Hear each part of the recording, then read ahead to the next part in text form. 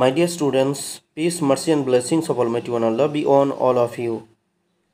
Most welcome to this platform, ChemPeaceChem Study Platform .organic. I am Sheikh Hassan Ali, is your chemistry mentor. Today, inshallah, I will solve a new question which already came in NEET 2024 examination. Now, let's get started. আমার প্রিয় বাচ্চারা, এই কোশ্চেনটা দেখো। কোশ্চেনে কি বলা হয়েছে, দুটো কলাম আছে দেখতে পাচ্ছ, অর্থাৎ লিস্ট 1 আছে আর লিস্ট 2। এইটাকে ম্যাচ করতে বলেছে।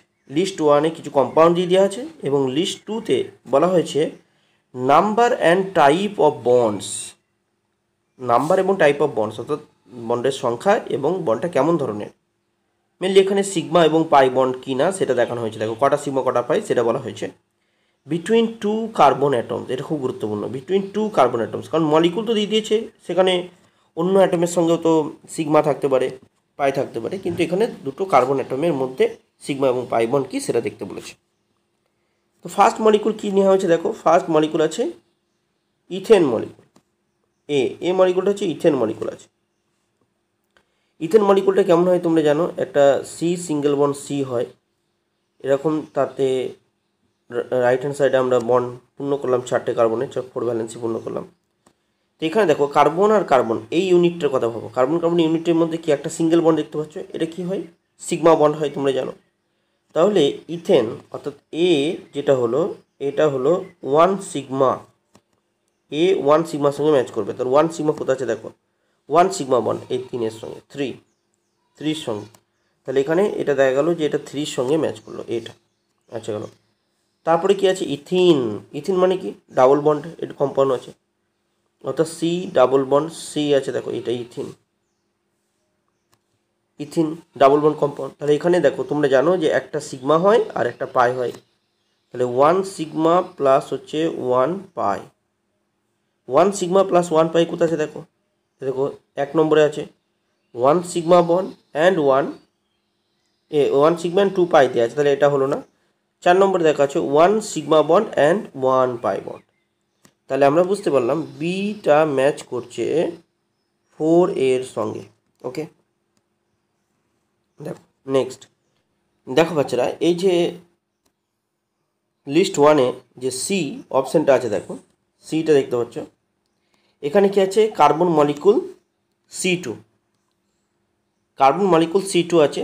তো এর ক্ষেত্রে আমরা কি করব, CO2-র এমও ডায়াগ্রাম তোমাদের মনে আছে নিশ্চয়ই, সেই এমও ডায়াগ্রাম ড্র করে আমরা দেখব। তো এখানে কি এই ইলেকট্রনিক কনফিগারেশন তোমরা জানো 1s2 2s2 2p2 হয়।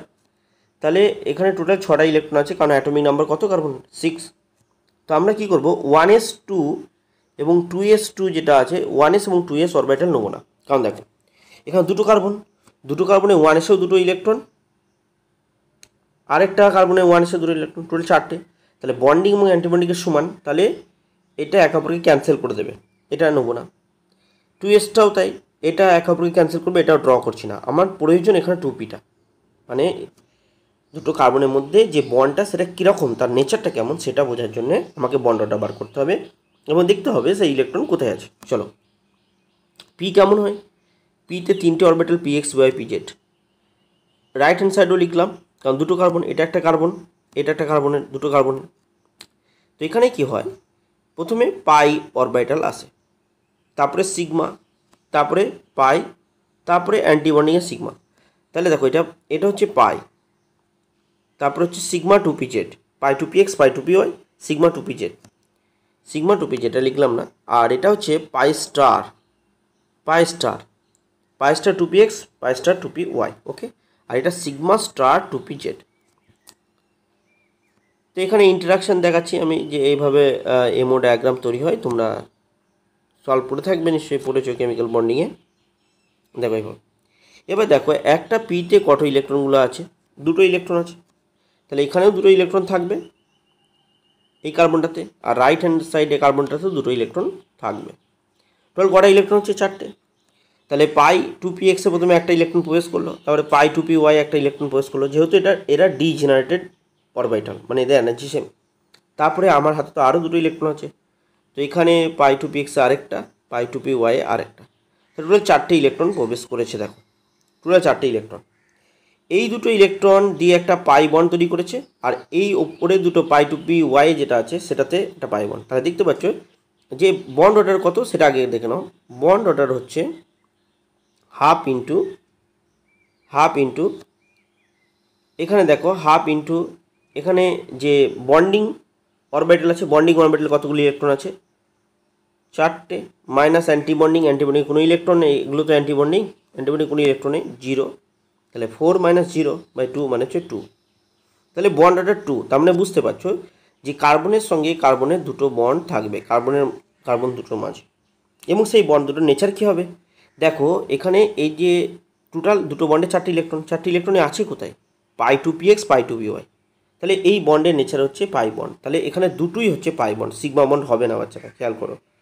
তাহলে এখানে 2 পাই বন্ড আছে, খুব গুরুত্বপূর্ণ, এটা খুবই গুরুত্বপূর্ণ ছিল। তাহলে এখানে আমরা দেখতে পাচ্ছি অপশন এই যে সি যেটা আছে, সিটা কার সঙ্গে ম্যাচ করছে, 2 পাই বন্ড কোথায় আছে, পাই বন্ড দেখো এখানে হচ্ছে 2 পাই বন্ড, এই যে 3 সঙ্গে ম্যাচ করলো, 3তে 2 পাই বন্ড আছে। তাহলে এখানে আমরা দেখতে পাচ্ছি সিটা হচ্ছে কার সঙ্গে ম্যাচ করছে, 2 এর সঙ্গে, সিটা 2 এর সঙ্গে। এবার এখানে আরেকটা দেখো ইথাইন, ট্রিপল বন্ড কম্পাউন্ডটা দেখে নাও। ট্রিপল বন্ড কম্পাউন্ডের ক্ষেত্রে এ ধরো সি ট্রিপল বন্ড সি থাকে এরকম, ইথাইনে ইথাইন এখানে এইচ থাকবে, এখানে এইচ থাকবে। আগেরগুলো তো এখানে এইচ ছিল, এগুলো তো সব এইচ ছিল, এখানে জাস্ট দেখানো হয়েছে ফরম্যাটটা, মানে দুটো কার্বনকে নিয়ে। তাহলে ইথাইনের ক্ষেত্রে দেখো একটা সিগমা তোমরা জানো, আর বাকি দুটো কী হয়, পাই। তাহলে 1 sigma 2 pi, 1 sigma bond and 2 pi bond কোথায় আছে, এ দেখো 1-এ আছে, 1 সিগমা বন্ড 2 পাই বন্ড। তাহলে তোমরা দেখতে পাচ্ছ ডি যেটা তার সঙ্গে কার সঙ্গে ম্যাচ করছে, ডিটা 1-এর সঙ্গে। এবার চেক করে নাও, এখানে আমরা এ দেখেছিলাম 3, A3 কোথায় আছে, A3 দেখো A3 আছে, সি অপশানে দেখতে পাচ্ছি, আর ডি অপশানে। আচ্ছা A3 গেল। আচ্ছা বি হচ্ছে 4 ম্যাচ করছে, B4 সি এবং ডি দুটো অপশানই আছে, B4 যেহেতু আগে দুটো এলিমিনেট করে দিয়েছি আগেই আমরা, সি আর ডি বেঁচে ছিল আমাদের, তাহলে B4। তারপরে সি হচ্ছে 2, C2 কোনটাতে আছে, C2 শুধুমাত্র অপশান সিতে আছে, তাহলে option C is correct. Hope the answer is clear to all of you. Thanks for watching.